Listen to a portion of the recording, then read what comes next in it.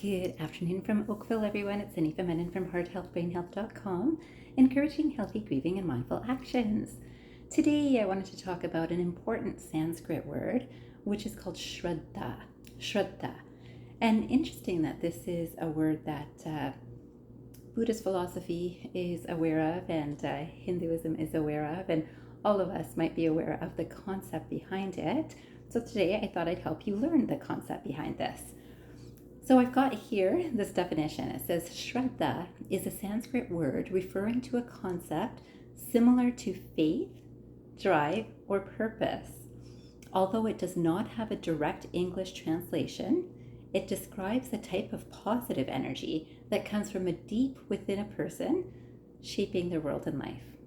Comes from deep within a person, shaping their world and life. And this is, of course, what I encourage for all of us. And hopefully you're seeing different ways that we can actually work with Shraddha. And so again, a lot of people think of this as faith. It's faith in something, and many will link it with faith in some divine energy. And certainly this alignment of the mind and divine energy is true alignment. And that alignment can bring a lot of positivity, both to the person who is practicing and to the people that are around too. So I came across another quotation that I thought would be helpful for you too. And this one is by Gurudev Sri Sri Ravi Shankar. It says, Shraddha means loving the unknown. You know, you either love or do not love that which you already know about, right? This is the quotation. But if there is something you do not know, then you do not hate it. And you also have a choice whether to love it or not. Loving something which you have no idea about is called Shraddha. Shraddha.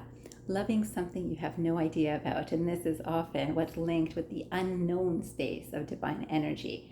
Now, some people will say, well, I don't know about this person that someone set me up on a date with. And that's the unknown, right? And it is. It's true. And you would have faith in, okay, I think this will be good. So you might go on that date. But when we think about deeper concepts, we're thinking about this alignment.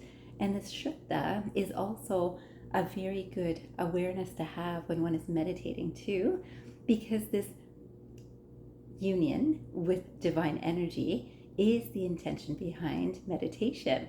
So this is, again, that loving something which is unknown. So people will often think about, I don't know God, but I love that something is looking out for me. So even when God is seen as some sort of form, there's this faith that something is looking out for me. People might use the universe and say, I don't really understand the universe, but I know the universe has my back is a common line.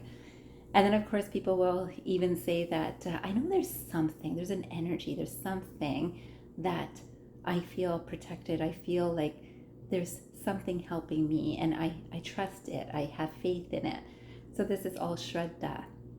Sometimes Shraddha is usable when someone is taking a big step in life. So I have faith that this will work, whether it's a new business or whether it's a new school, whether it's a new profession, whether it's a new job. All of these things also take this Shraddha.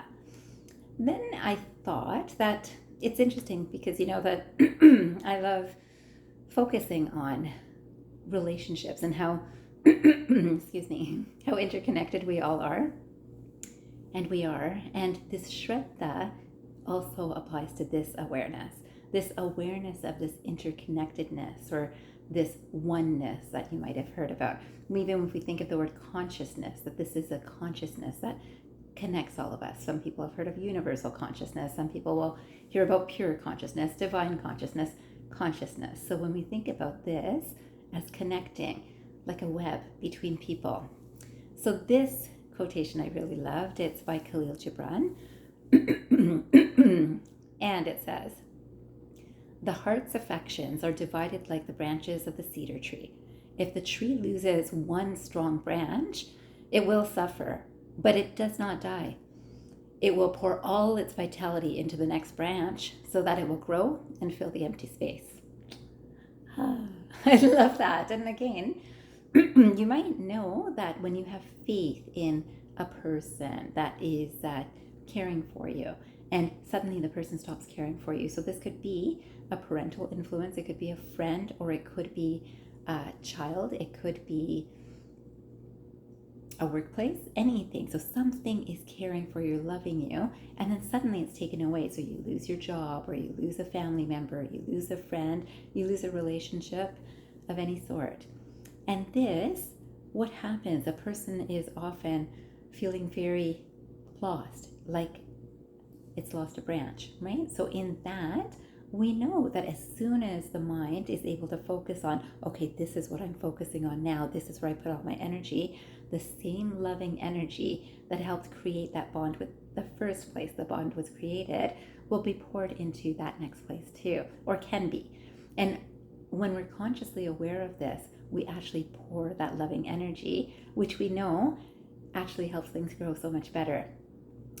Yet there's a faith in something else that helps me do that. So this would be applying to Shraddha. Then I came across this, it was actually from contemplation about this idea of Shraddha and this whole idea of oneness, and again that we're all connected and we're all unified in some way, even though we can't see it. Yet oftentimes when someone hurts us, so if it's a employer, it could be an employee, it could be a friend, it could be a family member, and we feel hurt. And oftentimes for people, it's not so easy to feel compassion to someone that has hurt them, or they have perceived to be hurt by someone.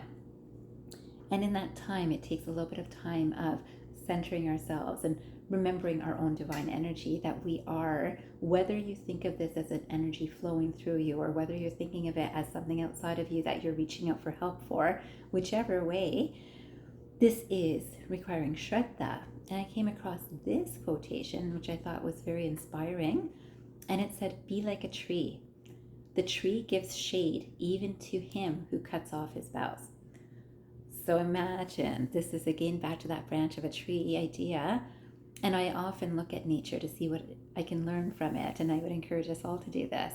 If we think about this, first of all, we see the strength of the tree. A branch is lost, and it has enough energy and vitality to put into the next branch that can grow. And then in terms of this non-selfish space that it comes from, that even if it has seen this is the worker that chopped off my branch, it still gives shades to that worker, that person, the universe too, right? It's also taking energy from the skies, the water, the air. It's taking all that energy to replenish, and it still gives its own energy. So its own ability to give shade to something that needs shade is still there, which I think is a beautiful way for us to think of ourselves too, that even when someone has hurt us or we've perceived being hurt, we can still give the same comfort to people, even people who have hurt us. Though many times people benefit from grief recovery, I have to say, to understand how we could do this. How can we get to that place of forgiveness and that space that actually still nurtures everyone with the same loving grace? And then finally, I thought I'd finish with one more quotation. And these are all for your own self-reflection. And I hope that you will spend some time to contemplate and reflect on these words. You know, I'll write them under this video after I post it, or when I post it, before I post it. And I hope you'll read through them. If you haven't heard them properly through this video, please do read them on YouTube. And I'll finish with this quotation. "Compassion isn't about solutions. It's about giving all the love you've got." And again, that comes back to that tree, right? Doesn't it? It's that compassion. All of the love that that tree has is to help other things grow. It's to help itself also grow. So remember, as it also helps other things, it nurtures things or it protects things. These are things that we can do too. That's part of our Shakti power, I will remind you. And of course, you know, I've got a series of videos about Shakti power. For now, be like a tree. Understand that Shraddha is the faith even that we have within ourselves to help those that need help around us, even if they've hurt us. And if you'd like some help with this, you know that you can reach me at hearthealthbrainhealth.com, and you can certainly read my details there, and certainly reach out to me, text me, or just respond to this YouTube video. Let me know how you're doing, and I hope if you need help, I'm here. And I hope you have a fantastic day filled with Shraddha and that you might have learned something from this video that will help you in life. Have a beautiful day, and remember, transform your mind and transform your life. Have a great day, everyone.